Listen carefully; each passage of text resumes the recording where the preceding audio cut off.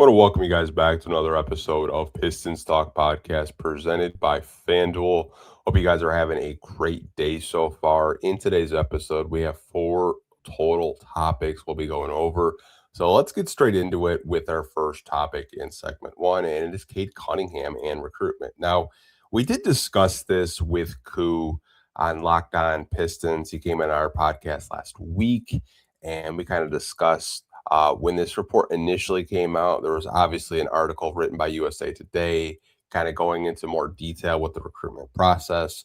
And one of the first questions Cade was asked was about how heavily involved was he in the recruitment process? Because if you guys do remember, Vinny Goodwill had said that Cade Cunningham was active in the recruitment process with players like Kevin Durant, um, Kawhi Leonard, Austin Reeves. I even believe Kyrie Irving was another name that was kind of like mentioned on ESPN on NBA Today a few weeks ago. And this is what Cade had to say when he was asked that question in an interview with USA Today. It says, quote, "I don't know where that report came from. I never told anybody that I talked to XYZ. I wouldn't say that report was all the way true either." So when Cade was asked about the recruitment process that Vinny had put out on NBA Today a couple of weeks ago, he said, really don't know where that report came from. Like I never told anyone that I talked to XYZ. Now, I think at the end of the day, it is basketball. And we see these players talk after the games. We see these players talk during games. There's summer events. There's pickup runs. Like basketball players talk to each other. They can either share similar, agencies. They can work out together. Similar trainers. At the end of the day, it is basketball. These players do talk to each other. But Cade said, I don't really, know where it came from. I never really talked to Kevin Durant, Kyrie Irving, Austin Reeves, Kyrie Irving. But he said, I wouldn't say that report was all the way true either. So maybe he has talked to them, but hasn't like physically said like, hey, come to the Detroit Pistons type of conversation. Now, the rest of this quote does say, but definitely all about the Pistons. I want the Pistons to be at the highest level possible. If there's somebody that is available or wants to play for the Pistons that I could see happening and feel like it's a good fit, it's easy to talk to them about that. I don't get into all the tampering. I just let our staff do their job. I think other players know the type of game that I want to play, the type of game that the Pistons play, and the guys that want to be a part of that will be a part of that, end quote. So I think you can read a lot into this quote with Cade Cunningham saying, hey, I'm going to let Trajan in the front office do their job. I'm not going to get into the tampering aspect of recruiting. If there is someone that wants to play with me or wants to play with the Detroit Pistons, I can talk to them about that. And Cade's all about the Pistons. He wants the Pistons to be at the highest level possible. I mean, that is your franchise player. That's the guy that you are building around. I know some people are going to say, man, why don't you tamper? Because this offseason, I think a lot of us have been like severely underwhelmed. But I also understand, like, if you look at this roster, it is way more equipped with perimeter spacing and 3-point shooting. Obviously, I think a lot of us are still kind of like, man, like we really need that second option. Like if this is the same roster you're going into the 2027 NBA playoffs with, you could probably have a similar type of wall you're going to hit in the playoffs. Now, I don't think going into the 2027 playoffs, if the Pistons do stay healthy, which knock on wood, we want them to stay healthy. Um, I do think that there will be moves to be made at the deadline for the Pistons. I don't think they're going to go in with making absolutely no trades, no moves. I think they will make upgrades if it does make sense for them. And if these contract extensions that are looming over them aren't too crazy or too expensive to give them a little bit of wiggle room to add more, whether that's a secondary option, maybe it's a longer term power forward, maybe it's more of a go-to shooting guard in the backcourt next to Cade Cunningham. I think there are a lot of different avenues the Pistons can take with, kind of surrounding Cade Cunningham and this young core and this nucleus around them to be Eastern Conference, you know, let's just say title favorites. See if they can make the Eastern Conference Finals and possibly make the finals. So that's the first part of the article. I know we did talk about it with Koo, and like we really don't know what the type of conversations that Cade has had. It could just be like a dap up after the game, saying like, "Hey, you've gotten better, man. Like, let's work out together." Like, we really don't know the type of conversations. It is kind of funny that Cade did say in that interview. I don't know where that report came from. So someone's lying. Someone's lying. we really don't know. Now, the second part of the article, which I think a lot of people will be like, hell yeah, Cade. Glad you didn't. So, as we know, LeBron James decided that he was going to take his time in his recruitment process. And he eventually did choose the Philadelphia 76ers. And this is what Cade said about LeBron going to Philly. He said, I didn't give LeBron a call. I don't think he would have cared to hear what I had to say, but he's doing what he wants to do at this point. I'm not mad at it. That good for him. Now, Tyrese Halliburton was doing some recruitment with LeBron James to come to the Indiana Pacers. That's the only player that I do remember like actively scrolling the timeline when they were at that Fanatics Fest this past summer of Tyrese Halliburton saying like, "Hey, come to the Pacers." But I think obviously LeBron had a pretty good indication of where he wanted to go, especially after Philly traded for Jalen Brown. I think Philly does give him probably the best opportunity to, try to win another championship ring, try to make it out of the East if they are healthy. That team on paper looks like an all-star team, looks like an Eastern Conference favorite. But with them, it's always health with Joel Embiid. How many games is he going to play? How many games is LeBron going to play? Is LeBron going to have more rest days because they still have Jalen Brown and Tyrese Maxey and VJ Edgecombe? And, they had a really good offseason and getting guys like Anthony Simons.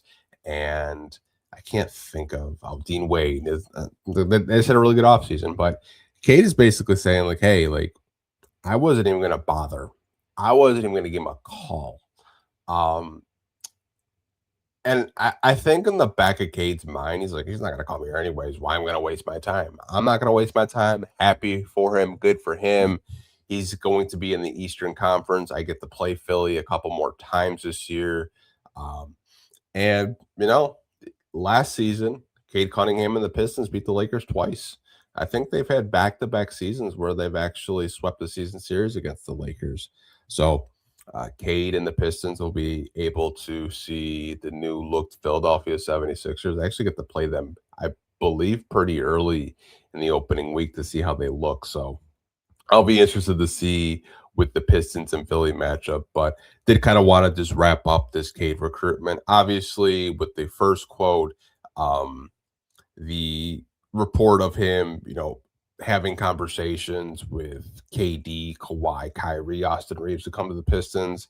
Apparently, we don't really know the depth of those conversations. He did say it wasn't all the way true either.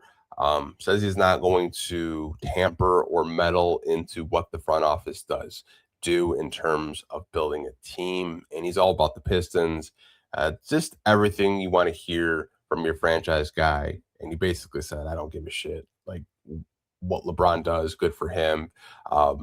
Low-key in the back of my mind, as a Piston fan, I kind of just like screamed for like excitement when I read that quote about like, I'm not calling LeBron, because I still remember him going for like 20 straight points towards the tail end of the go into work era with like Chauncey, Rip, Ben, Tayshaun, and Sheed. In the back of my mind, I was like, hell yeah, Cade. But did want to kind of talk about Cade in the recruitment process with the first segment of today's podcast. The second segment is NBA 2K. It probably won't be as long of me talking and rambling about that. Now, I don't know if any of my subscribers, podcast listeners really play NBA 2K. They play video games.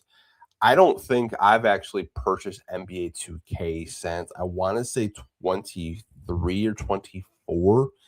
And the only reason why I haven't is I have not bought a PS5 or the new Xbox. Still have PS4. I do have a gaming laptop. I do have an Alienware gaming laptop. I will say, buying 2K through Steam and downloading it on my computer, the graphics were like some PS3 graphics, if I'm being honest.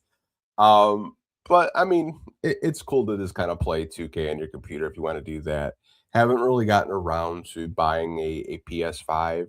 I've kind of retired the video game thing just a little bit just because of work, doing a podcast full time, and other things that do keep me busy. But there were some 2K ratings that did come out, and I'll put it on the screen. So these are the top 10 players in NBA 2K in 2027. So coming in at number 10 is Kevin Durant from the Houston Rockets.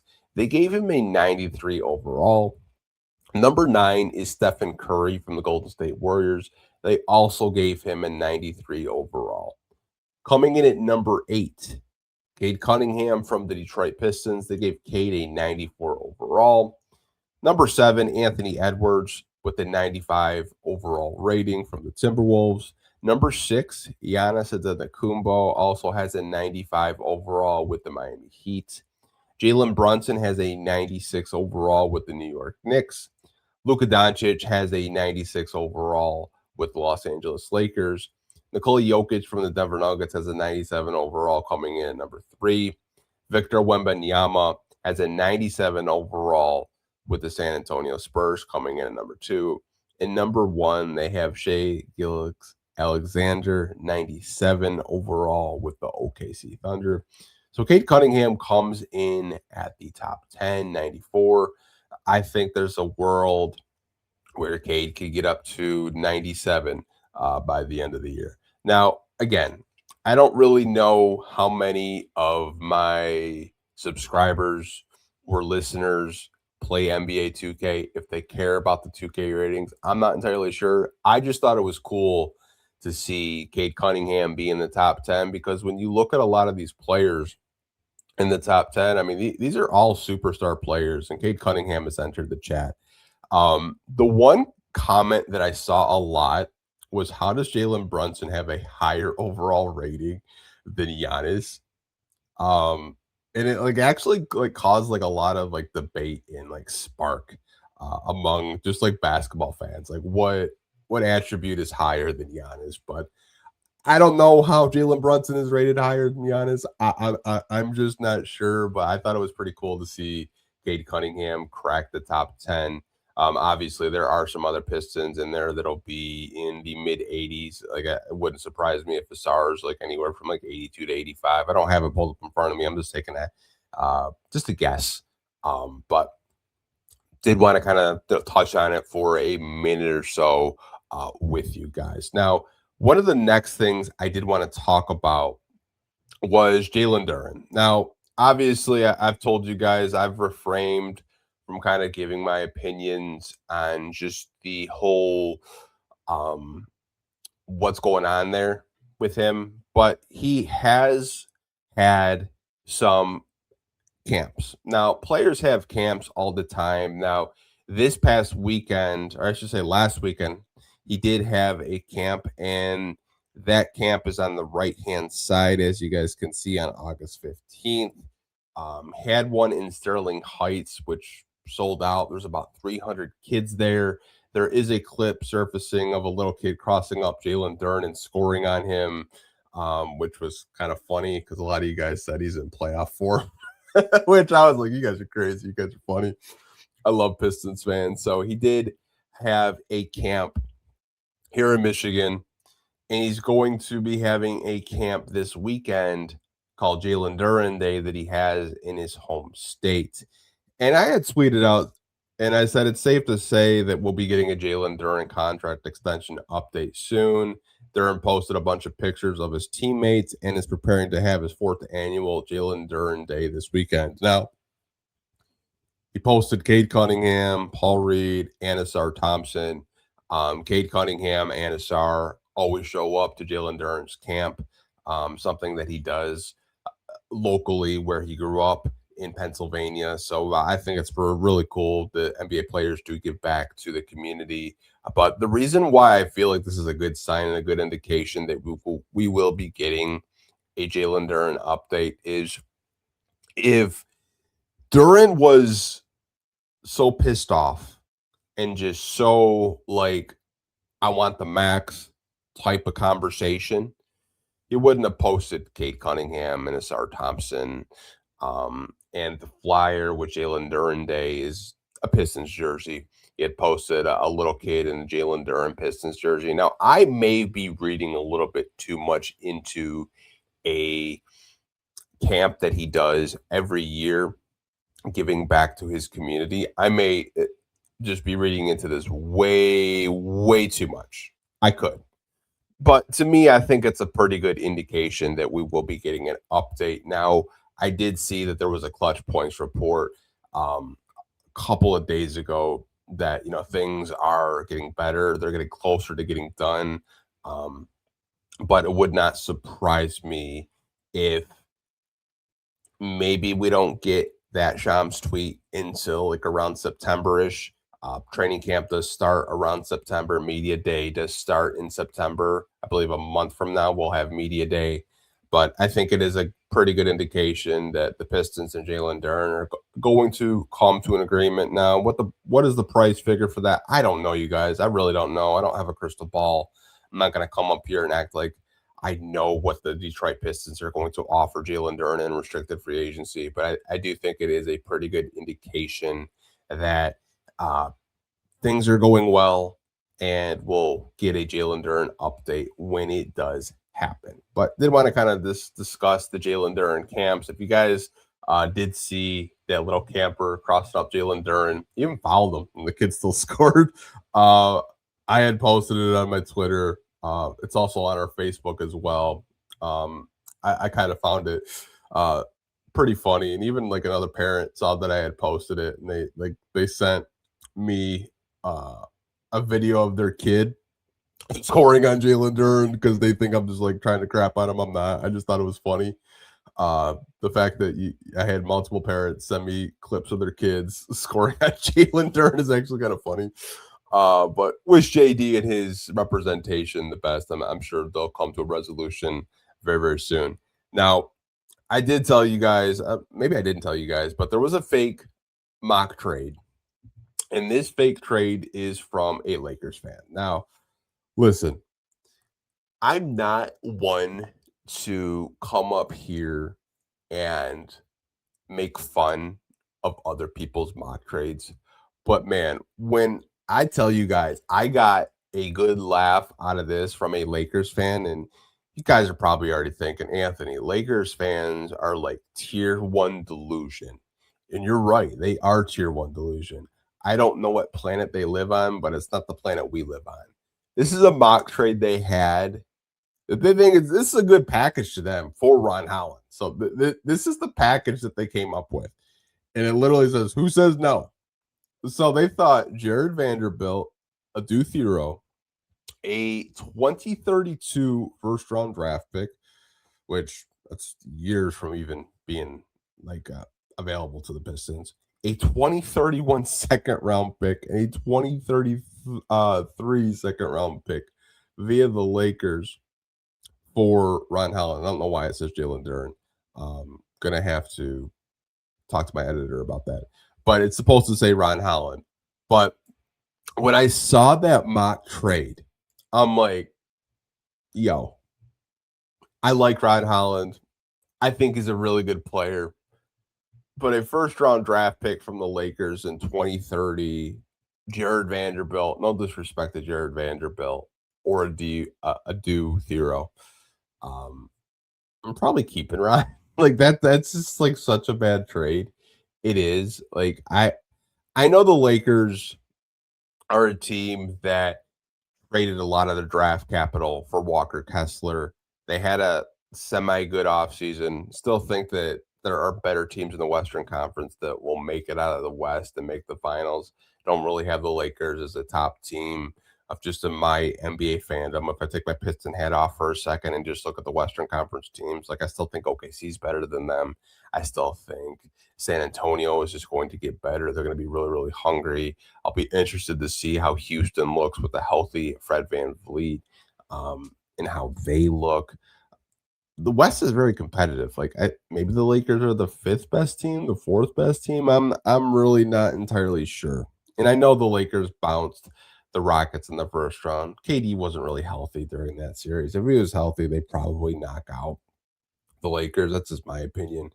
But that fake mock trade, it honestly made me laugh, you guys. It really, really did. Now, before we do say goodbye to you guys, we have to hear from our sponsors over at the FanDuel Sportsbook. And I love FanDuel, man. This is so funny. Right now, with NBA futures, you can actually take the line on opening night on October 20th, and they have the Pistons as a 1.5 point favorite against the Celtics on October 20th. I love it. Pistons are already the favorite to beat the Boston Celtics by 1.5 points. It does not surprise me that they believe it's going to be a close game because I feel like every game we do have with the Celtics are extremely, extremely close. But that's the line for opening night in Detroit, October 20th. Yeah, you read that correct. 3 p.m. 3 p.m. game. Obviously, the Pistons wanted a part of being on NBC Peacock, so they took the earliest game possible, which, hey, I think it's pretty cool that they will be the first game of the night. I'm not too mad at it. It's just I'm going to have to work a little bit later that day, but I'm completely fine with the early game and an early slate. But that's the line for opening night with the Pistons playing the Celtics. Now, one more thing before we do say goodbye. Now, Koo is probably going to be talking about this.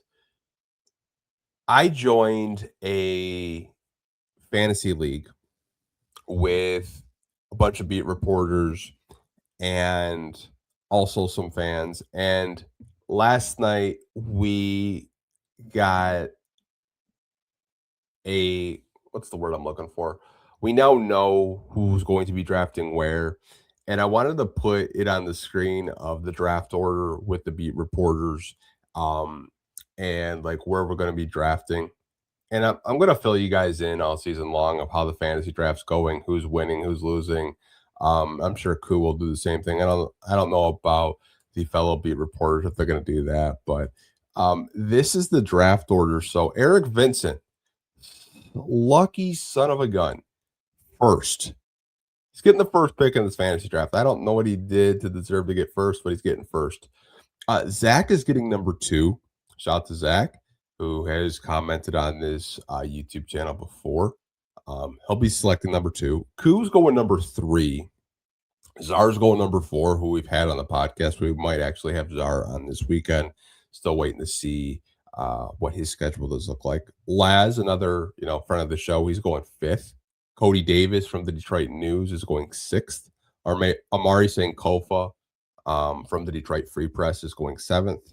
Sean, my guy from Half Court, who's been on this podcast several times, he'll be going 8th. I'll be going 9th. Hunter Patterson is going 10th. Jacob from M Live is going 11th. And Matt is going 12th. So that is the order for our fantasy draft. I still can't believe Eric's going first overall. A lucky bastard. He's so lucky, man. Me and Sean got hosed. I'm kind of happy I didn't, get into the top 3 because I kind of feel like that's a disadvantage just the way snake drafts are held. I'm fine with 9th. I will update you guys how the team does look, who I'm facing, who I'm beating, who I'm losing to. Kind of just like tell you guys how this NFL fantasy league is going with credential NBA media members and beat reporters. But we're going to wrap up this podcast. Hope you guys do have a great rest of your day. I'll talk to you guys down below in the comment section. Like always, hope you guys are staying safe. And as always, go Pistons. Peace.